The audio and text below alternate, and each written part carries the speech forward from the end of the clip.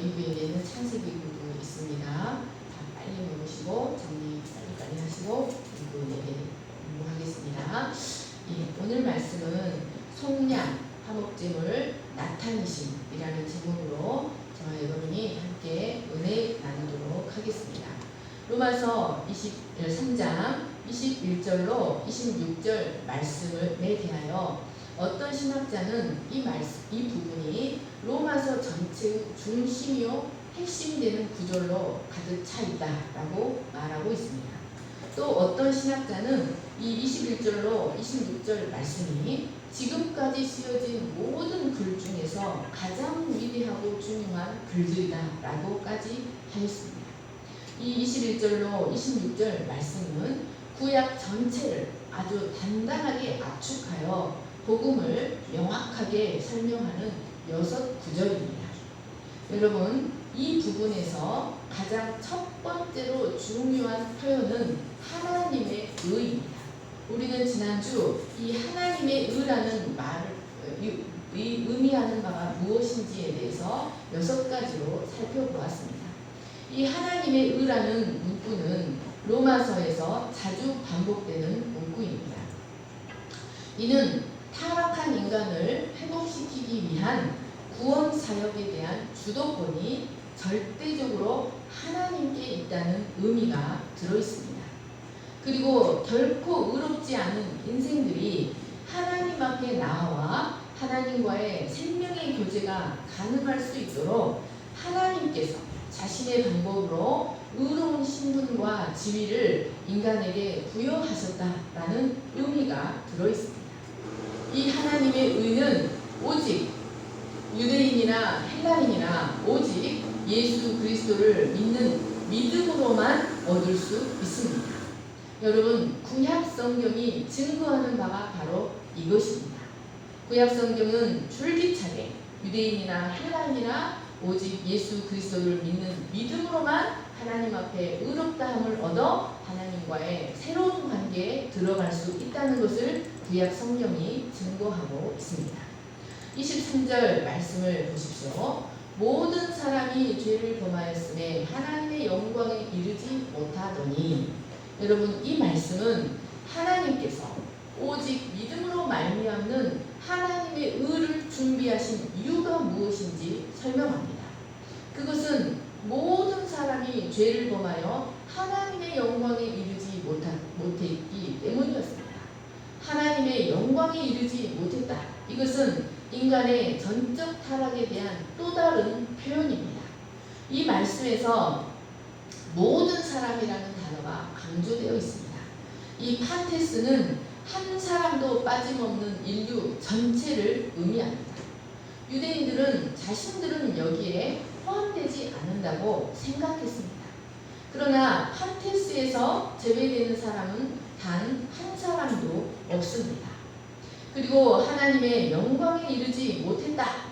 피스테른 타이는 미치지 못하다, 채워지지 못하다, 모자라다 라는 뜻입니다. 여러분, 이 말씀을 한번 깊이 생각해 보십시오. 이 말씀을 바꾸어 말하면 사람이 범죄하기 전에는 하나님의 영광으로 가득 차 있었다. 하나님의 영광에 이르렀다. 하나님의 영광으로 가득 차 있었다는 것을 의미합니다. 그러면 하나님의 영광이 무엇일까요? 여러분, 성경에서 하나님의 영광이 가장 극적으로 나타나는 곳이 어디였습니까? 하나님의 영광이 가장 가득 차 있었던 곳이 어디였습니까? 성소입니다. 그러므로 하나님의 영광이란 다른 말로 하면 하나님의 임재라고 할 수도 있습니다. 또 하나님의 형상이라는 말로도 바꾸어 쓸 수 있습니다. 여러분, 그러니까 본래 인간은 하나님의 영이 임재하심으로 인하여 하나님의 영광이 가득한 성소였다라는 것을 의미합니다. 이를 통해 인간은 온 세상에 하나님이 어떤 분이신지를 보여주는 하나님의 형상, 하나님의 대리 통치자였습니다. 여러분, 형상이라는 단어의 헬라어가 무엇인 줄 아십니까? 이거 예전에 한번 말했던 것 같은데, 형상 성량이라는 단어가 헬라어로 무엇일까요? 쓴소리 할 것 같은데, 성령이 알 것 같은데, 아이콘. 여러분, 하나님의 영이 거하심으로 인하여 하나님의 영광이 충만하여 우리는 하나님의 아이콘들이었다는 것이었습니다. 이것이 바로 본래의 진정한 인간의 모습이었습니다. 그런데 이렇게 인간 안에 가득 차 있었던 하나님의 영광이 인류의 시조인 아담의 단 한 번의 죄로 인해서 완전히 인간에게서 떠나버리고 말았습니다. 여기 죄를 범하였음에 라는 단어 헤마르토는 과거에 일어났던 한 역사적 사건을 가리키는 부정과거로 쓰여 있습니다. 문법적으로. 그러니까 이는 모든 사람이 죄성을 가진 죄인이 되고 그로 인한 형벌로 하나님의 진노 아래 처하게 된 것은 아담의 단 한 번의 범죄로 인함이었다는 말씀입니다.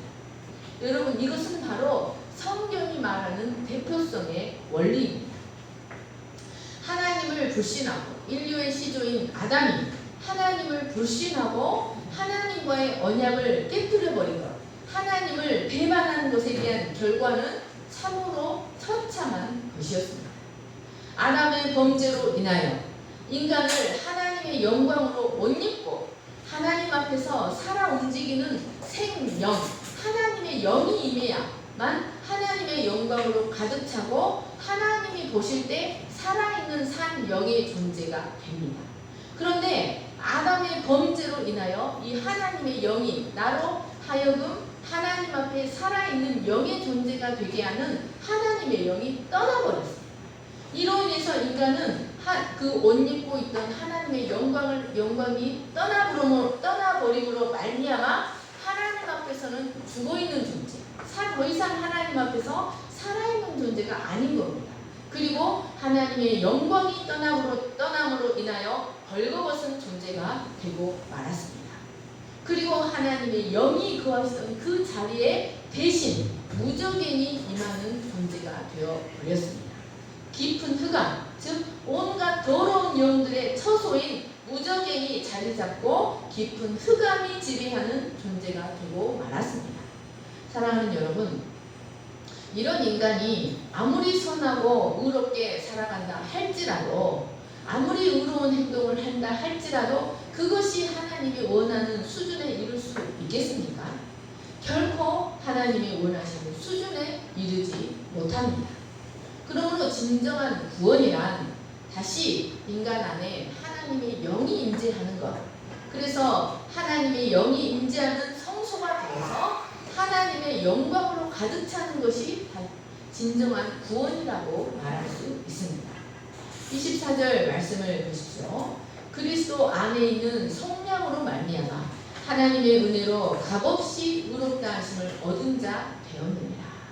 여러분, 이 말씀은 하나님이 인간을 하나님의 영광이 가득 찬 성소로 회복시키기 위하여 하나님께서 마련하신 구원의 길이 무엇인지를 보여줍니다. 그것은 바로 예수 그리스도를 통한 속량이었습니다.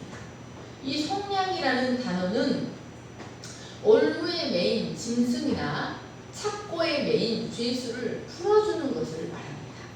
또 속전을 받고 노예를 해방시켜주는 것을 말하는 단어입니다.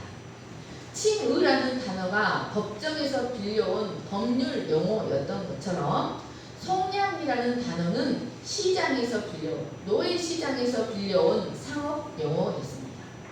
그러니까 속량이라는 말은 예수 그리스도께서 인간을 죄와 죽음의 속박에서 해방시키기 위하여 무죄한 자기의 몸을 속전으로 바치셨다는 것을 의미합니다. 여러분, 이것은 마치 이스라엘을 애굽에서 해방시키고 바빌론에서 해방시킨 것과 같습니다. 이스라엘은 애굽에서 바로의 노예가 되어서 국고성 비돔과 라암셋을 건축하는 노예로 사역하고 있었습니다. 그들은 그 고된 노동에서 해방되고 싶었지만 아무도 바로의 손아귀에서 이스라엘을 해방시켜 줄 수 없었습니다. 여러분, 그래서 어린 양이 피를 흘려 어린 양의 피가 대속의 피가 되어서 이스라엘을 바로의 노예에서 해방시켰습니다. 마찬가지로 이스라엘은 다시금 바벨론의 노예가 되어서 포로가 되어서 온갖 바벨론의 온갖 건설 사업의 노동자로 사역해야만 했습니다. 그런데 여러분, 하나님께서 그들을 해방시키기 위하여 그들의 구속자가 되셨습니다. 여러분, 이것은 광야에서 반석을 2번 칠 필요가 없어요. 어린 양의 피는 한 번만 필요해요. 그래서 광야에서 반석을 한 번만 치고 2번째 반석은 말로 선포하는 거예요. 그래서 2번째 바벨론은 고레스를 통하여, 고레스의 선포를 통해서 바벨론에서, 애굽에서는 어린 양의 피를 통해서 해방되지만 바벨론에서는 고레스의 선포를 통해서 해방됩니다. 이사야 43장 1절을 보십시오. 야곱아, 너를 창조하신 여호와께서 지금 말씀하십니다. 이스라엘아, 너를 지으신 이가 말씀하시느니라. 너는 두려워하지 말라. 내가 너를 구속하였고 너를 지명하여 불렀나니 너는 내 것이다. 여기 구속이라는 단어가 바로 속전을 주고 해방시켜주는 것을 의미합니다. 여러분, 이것은 인간이 죄와 죄책에 완전히 속박되어 있다는 것을 가르쳐줍니다. 뿐만 아니라 인간은 그것으로부터 자신을 해방시킬 능력이 전혀 없는 죄의 종 사탄의 노예라는 것을 가르쳐줍니다. 예수님은 이런 우리를 구속하시기 위하여 오셨습니다. 마가복음 10장 45절을 보십시오. 인자가 온 것은 섬김을 받으려 함이 아니라 도리어 섬기려 하고 자기 목숨을 많은 사람의 대속물로 주려 함이라. 예수님께서 이 땅에 오신 목적이 자기 목숨을 많은 사람을 위한 대속물, 즉 속전으로 주셔서 죄에 사로잡힌 인간을 속량하시기 위해 오셨다는 말씀입니다. 24절 말씀을 다시 보십시오. 이 속량은 하나님의 은혜로 값없이 받은 것입니다. 죄의 값은 사망이기 때문에 인간은 반드시 죽음이라는 그 값을 치러야 하는데, 그 값을 치르지 않고도, 즉 아무 노력이나 공로가 전혀 없이 전적인 하나님의 은혜로 구원을 얻었다는 말씀입니다. 만약 하나님께서 우리에게 어떤 값을 요구하셨다면 우리는 아무도 이 구속에 참여하지 못했을 것입니다. 그래서 바울은 이 구원을 가리켜 하나님의 은혜의 선물이다. 구원 받을 자격이 없는 자가 값을 전혀 치르지 않고 받았기 때문에 하나님의 은혜의 선물이라고 말합니다. 여러분, 이런 하나님의 속량을 잘 표현하는 구약의 이야기가 또 있습니다. 우리가 지난번에 읽었던 호세아서에 보면 호세아 3장에서 하나님은 음부가 되어 팔려간 호세아의 아내 고멜을 위해서 호세아에게 가서 값을 지불하고 다시 데려와서 너의 아내로 받아들이고 그를 사랑하라고 말씀하셨습니다. 여러분, 이것은 바로 죄 아래 팔려 사탄의 노예가 되어버린 우리를 당신의 아들의 핏값을 지불하고 그 고귀한 지위를 다시 회복시켰어요. 그리스도의 아내, 하나님의 아내라는 그 고귀한 지위를 다시 회복시켜서 우리를 사랑해 주시는 그 하나님의 사랑을 예표하시는 것이었습니다. 여러분, 우리는 값없이 구원을 받았지만 하나님은 우리의 구원을 위해서 엄청난 값을 속전으로 지불하셨습니다. 25, 26절 말씀을 보십시오. 이 예수를 하나님이 그의 피로써 믿음으로 말미암는 화목제물로 세우셨으니 이는 하나님께서 길이 참으시는 중에 전에 지은 죄를 간과하심으로 자기의 의로우심을 나타내려 하심이니 곧 이때 자기의 의로우심을 나타내사 자기도 의로우시며 또한 예수 믿는 자를 의롭다 하려 하시니라.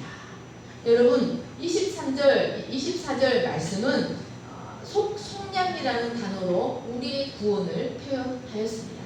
이제 25, 26절은 그리스도의 구속사역을 또 다른 용어인 화목제물이라는 단어로 설명합니다. 그리고 이를 통하여 하나님의 의가 어떻게 믿는 자에게 전가되어 오는지를 설명합니다. 하나님은 예수 그리스도를 그의 피로써 믿음으로 말미암는 화목제물로 세우셨습니다. 여러분, 화목제물이라는 말은 말 그대로 예수 그리스도께서 하나님과 인간 사이의 불화를 해결해주는 제물이 되셨다는 뜻입니다. 그런데 여러분, 단순히 이 화목제물이라는 단어 속에는 단순히 제물 외에 더 심오한, 아주 더 중요한 의미가 들어있습니다. 이 화목제물이라는 단어 헬라스테리오는 구약 성경을 최초로 헬라어로 번역한 70인역에서 언제나 카포레트의 역어로 쓰였습니다. 카포레트란 속죄소 또는 시은좌를 의미합니다. 그러니까 이 힐라스테리온이라는 단어는 화목제물이라는 단어로도 쓰였지만 속죄소 또는 시은자라는 단어로도 쓰였다는 말씀입니다. 여러분, 속죄소가 무엇입니까? 시은자와 시은좌가 무엇입니까? 그것은 언약궤의 뚜껑입니다. 언약궤 밑에는 십계명 두 돌판, 만나 항아리, 아론의 쌍난 지팡이가 있습니다. 이것은 모두 인류를 향한 하나님의 심판, 우리의 그 실존을 보여줍니다. 하나님의 언약을 어김으로 말미암아 하나님의 심판을 받을 수밖에 없는 우리의 실존을 가리킵니다. 그런데 그것을 덮고 있는 뚜껑이 바로 속죄소입니다. 이 속죄소는 대속죄일이 되면 대제사장이 1년에 한 번씩, 오직 1년에 한 번씩 휘장 안으로 들어가 속죄 제물의 피를 붓는 곳이었습니다. 하나님은 그곳에서 자기 백성의 죄를 사해 주시고 자기 백성과 만나 화해하시며 자기 백성에 대한 말씀을 주시며 통치하시는 곳으로 시은좌, 은혜를 베푸시는 보좌라고도 불렀습니다. 그런데 이 속죄소가 구약에는 성소의 깊은 곳에 두꺼운 휘장으로 사람들이 볼 수 없도록 감추어져 있었습니다. 오직 1년에 한 번씩만 자신을 지극히 정결하게 한 대제사장만이 그 속죄소에 들어가기 위하여 자신을 지극히 정결하게 한 대제사장만이 1년에 한 번씩 제물의 피를 가지고 들어갈 수 있었습니다. 그런데 이제는 하나님께서 이 예수 그리스도를 속죄소로 삼으셔서 만인 앞에 밝히 드러내신 것입니다. 여기 세우다라는 단어 프로티테미는 공개적으로 전시하다라는 뜻입니다. Display publicly, 공개적으로 세우다, 공개적으로 나타내다라는 뜻입니다. 이는 하나님이 이 예수 그리스도를 만인의 눈앞에 하나님 앞에서 죄사함을 받을 수 있는 유일한 장소로 밝히 세우셨다. 하나님과 화목할 수 있는 장소, 그의 은혜의 통치를 받을 수 있는 시은자로 만민 앞에 밝히 세우셨다는 것을 의미합니다. 이제 모든 사람은 오직 예수 그리스도를 통해서만 하나님 앞에 죄사함을 받고 하나님과 화목하며 하나님의 은혜의 통치를 받을 수 있습니다. 여러분, 그의 피로써 믿음으로 말미암은 화목제물, 하나님은 예수님은 이를 위해 자신의 피를 드리셨습니다. 여러분, 생명이 피에 있다는 말씀에서 이 생명이라는 말은 온 인격, 그 육체의 생명만을 의미하는 것이 아니라 온 생애를 의미합니다. 그러니까 예수님께서 그의 피를 쏟으셨다. 우리의 구속을 위해서 그의 피를 쏟으셨다는 것은 그의 전 인격을 쏟으셨다. 그의 전 생애를 쏟아 부으셨다. 그의 온 영혼을 쏟아 부으셨다는 것을 의미합니다. 하나님은 이 예수를 구약에 감추어졌던 속죄소로 삼으셔서 이제는 밝히 온 만민 앞에 온 우주 위에 속죄소로 밝히 드러내셨습니다. 사랑하는 여러분, 이 화목제물이라는 단어는 다시 한번 우리 인간이 처한 공경이 무엇인가를 가르쳐줍니다. 그것은 죄로 인해 하나님의 무서운 진노 아래 있다는 우리의 실존을 가르쳐줍니다. 하나님과의 화해가 절대적으로 필요한 존재라는 우리의 실존을 가르쳐주는 것입니다. 그런데 여러분, 보통 인간관계에서 그리고 모든 종교에서 여러분, 내가 실책을 하면 제가 우리 세희 집사님과 관계에서 실수를 했어요. 그러면 화해의 제물을 누가 준비해야 합니까? 제가 준비해야 되는 거예요. 여러분, 모든 종교에서 그래서 보통 모든 종교에서 인간이 신들의 기분을 상하게 하고 신을 진노하게 하면 신들을 달래고 화목하게 하는 일은 언제나 인간의 몫이었습니다. 그런데 성경은 그래서 사람들은 갖가지 소재와 가축과 심지어 인간 재물까지도 세워서 신들의 심수를 달래고 신들의 진노를 달래려고 했습니다. 그런데 성경은 인간에게는 거룩하신 하나님의 의로운 진노를 달래고 진정시킬 능력이 전혀 없다고 말합니다. 인간에게서 나오는 것은 그 무엇도 인간의 죄에 대한 하나님의 진노를 누그러뜨릴 수 없다는 것입니다. 그래서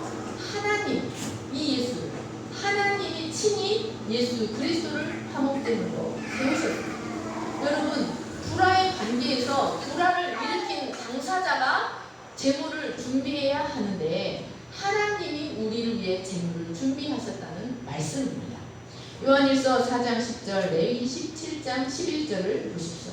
사랑은 여기 있으니 우리가 하나님을 사랑한 것이 아니요 하나님이 우리를 사랑하사 우리 죄를 속하기 위하여 화목제물로 그 아들을 보내셨습니다. 육체의 생명은 피에 있으리라. 내가 이 피를 너희에게 주어 내가 준비했다. 여호와의 산에서 준비됐다.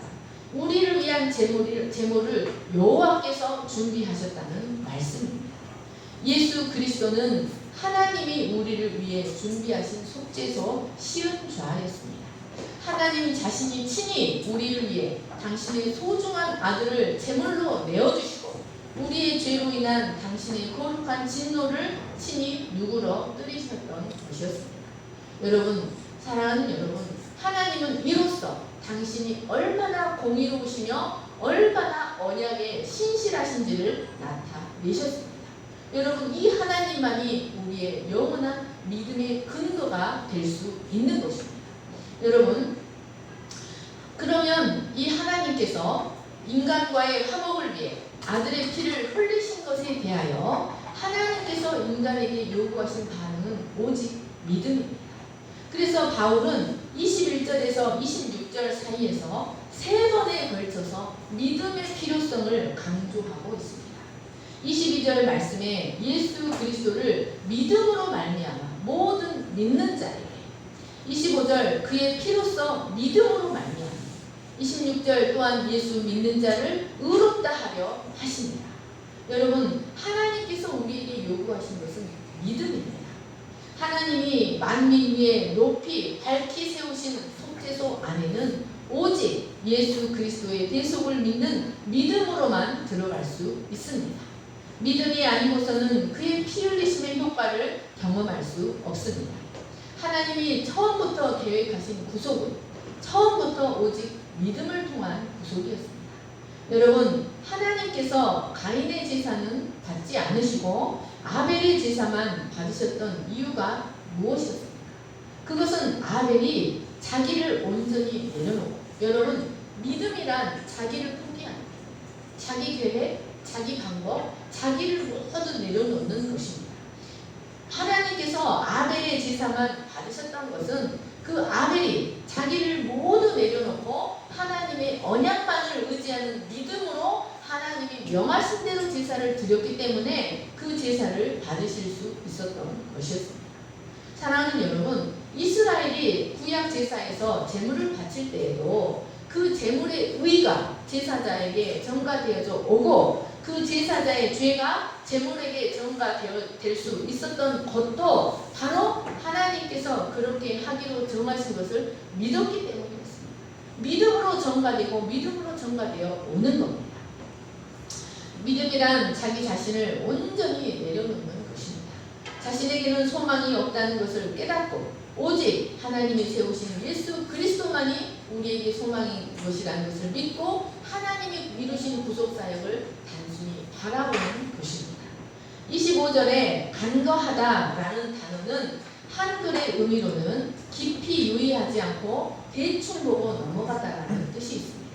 그런데 이것이 원어로는 벌하지 않고 옆으로 치워놓다, 연기하다라는 뜻이 있습니다. 여러분, 공의로우신 하나님은 어느 시대건 그 누구의 죄도 아무런 심판 없이 그냥 덮어버리시거나 대충 보고 넘어가지 않으십니다. 하나님은 대신 그리스도 이전의 죄들을 간과하셨습니다. 이 말은 그 죄들에 대한 심판을 요구하셨다. 그 심판을 연기하셨다는 뜻입니다. 어떻게 연기하십니까? 바로 그리스도를 예표하는 제물들의 피를 보고 그리스도가 오실 때까지 심판을 요구하시는 겁니다. 그리고 마침내 그리스도께서 오셨을 때 그 이전에 살았던 모든 사람들의 죄까지 다 싸그리 뭉쳐서 그리스도에게 덮어 씌우셨습니다. 이로써 하나님은 죄에 대한 당신의 의로우심과 인생들에 대한 하나님 당신의 사랑을 나타내셨습니다. 이렇게 구약의 제사는 실체이신 그리스도께서 오실 때까지 이스라엘에게 맡겨두신 그림자였습니다. 여러분, 황소나 염소의 피가 사람의 죄를 깨끗하게 하는 것이 아니라 단지 언약에 의하여 죄인들의 죄에 대한 심판을 연기하게 하는 기능을 하는 것이었습니다. 그러면 여러분, 이렇게 하나님의 언약에 의하여 비록 짐승의 피라도 사람들의 죄에 대한 하나님의 무서운 심판을 유보할 수 있게 해주었다면 언약의 실체이신 예수 그리스도의 피는 어떤 효력이 있겠습니까? 여러분, 실체이신 하나님의 제물들의 실체이신 예수 그리스도의 피는, 예수 그리스도의 제사는 단 한 번의 피뿌림이었지만 완벽하고도 영원한 속죄가 될 수 있었습니다.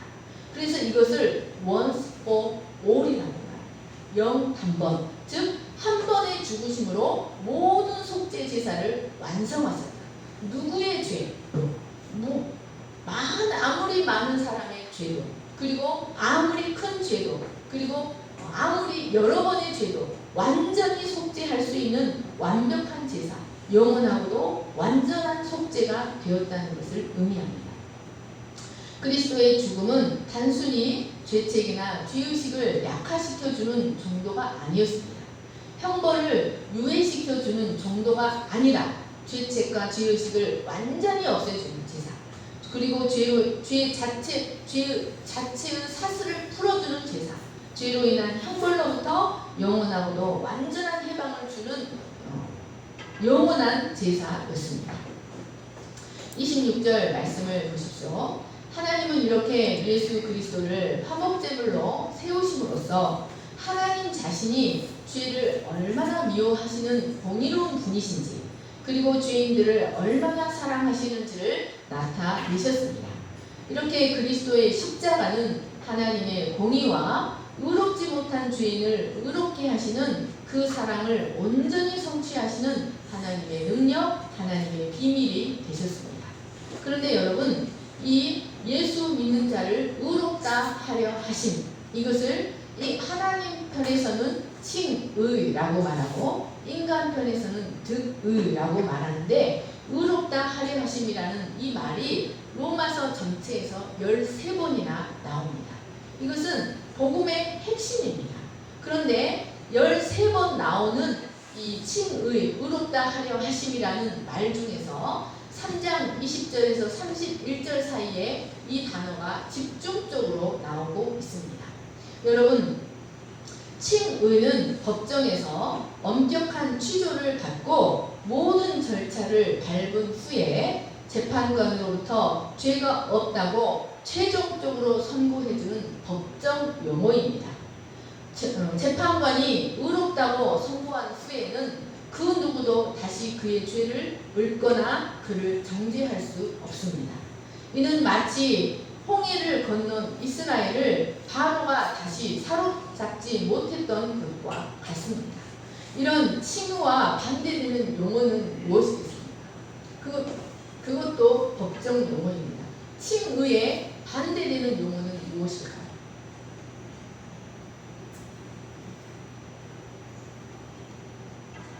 법대생, 칭의에 반대되는 용어가 뭘까요? condemnation, 정죄입니다. 정죄. 칭의에 반대되는 용어는 바로 정죄입니다. 여러분, 바울은 이 칭의가 얼마나 큰 하나님의 은혜인지를 설명하기 위해서 먼저 하나님의 심판대 앞에서의 인간의 비참하고 절망적인 실존을 1장 18절로부터 3장 20절까지 실감나게 논증해야 했습니다. 이렇게 심판받아 마땅한 죄인들에 대한 칭의의 근원은 하나님의 은혜입니다. 하나님이 시작하셨습니다. 그리고 칭의의 근거는 예수 그리스도의 십자가입니다.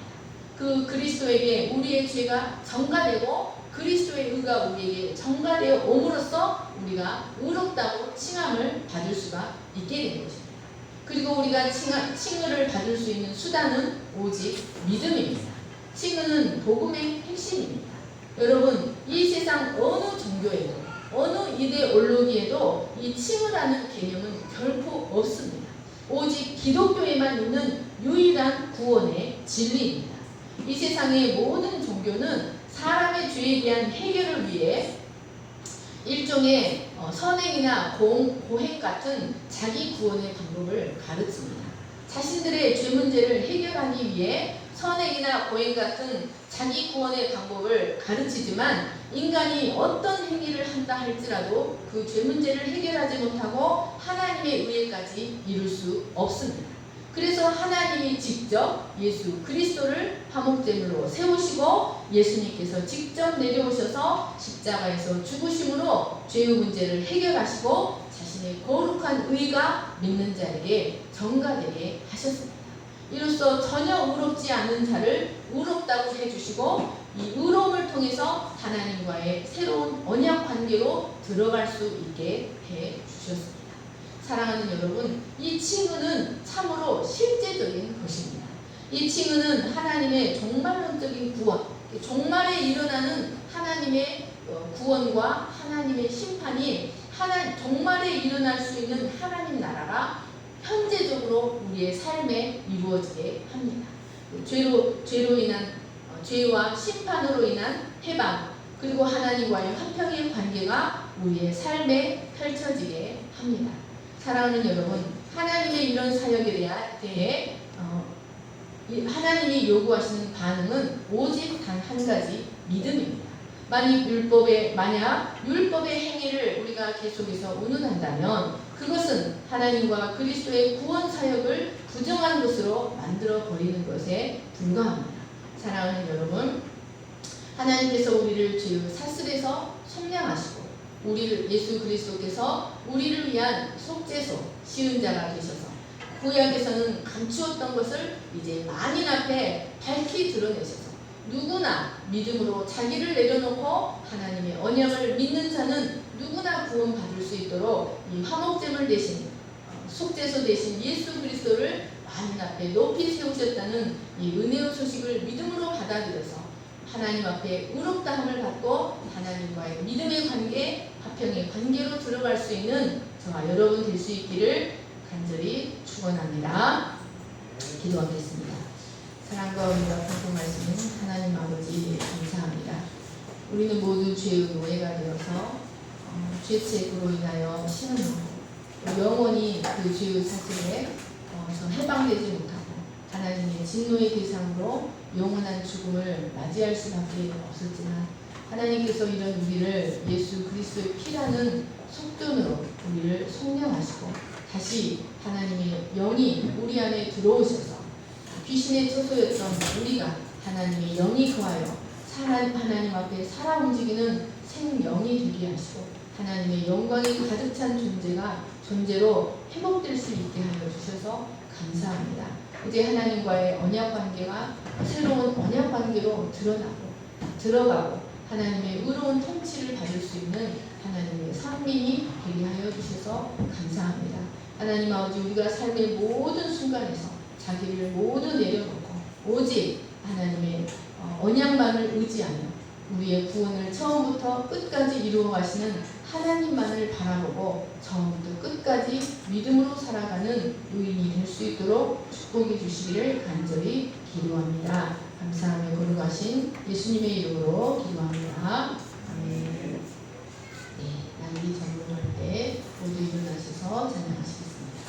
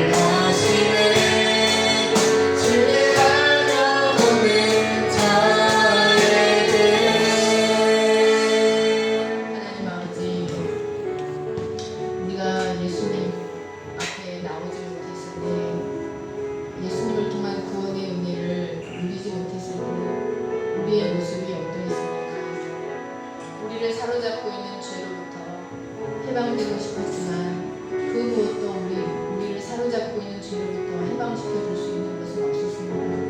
우리는 사탄의 사역자가 되어서 사탄이 시키는 대로 사탄의 노예가 되고 사탄의 부역자 노릇을 하였습니다. 그러나 하나님께서 이런 우리를 사랑하사 이런 우리를 긍휼히 여기사 그 큰 사랑을 우리에게 나타내 보여주셨습니다. 그의 아들의 피가 우리의 몸에, 우리의 마음에, 우리의 영혼에 흐르게 하셔서 우리를 얽어매고 있던 모든 죄의 자성들을 끊어주시고 그 모든 죄로부터 운명으로부터 해방되어 이제 하나님께만 매이는 자, 온전한 자유를 누리는 자, 온전한 평화를 누리는 자들이 되게 하여 주셨습니다. 이 구원이 우리의 성벽이 되고 우리의 외벽이 되어 밤낮으로 노래하는 우리의 노래가 되게 하셨습니다. 하나님 아버지, 이 구원, 우리에게 허락하신 이 구원의 은혜를 감사합니다. 하나님, 의롭지 못한 우리를 의롭다고 선포해 주시고 의롭다고 여겨주시고 우리를 다시 당신의 아내가 되게 하시고 당시 사랑의 노래를 부르며 사랑의 관계를 이루어갈 수 있는 자들이 되게 하여 주셔서 감사합니다. 하나님 아버지, 우리가 구원도 오직 믿음으로 받았사오니 우리 삶의 여정에서 필요한 모든 과정도 오직 믿음으로 누릴 수 있게 하여 주시옵소서. 우리 인생의 모든 담들도 믿음으로 넘어갈 수 있게 하여 주시옵소서. 우리의 삶의 매 순간 우리 자신을 내려놓고 우리 자신을 포기하고 우리의 주인이신 하나님을 믿는 믿음으로 우리의 삶의 여정을 걸어가서 그 모든 여정을 하나님의 은혜로 마칠 수 있게 하시기를 간절히 기도합니다. 우리를 의롭다 하신 이 하나님의 은혜 때문에 더 이상 사탄의 정죄에 시달리지 않게 하시고 그 칭의의 은혜가 우리를 점점 더 점진적으로 거룩하게 하고 하나님 앞에 의롭게 하고 율법의 요구를 만족시켜주는 자들로 성장해 갈 수 있도록 우리의 영혼을 한량없이 축복하여 주시옵소서.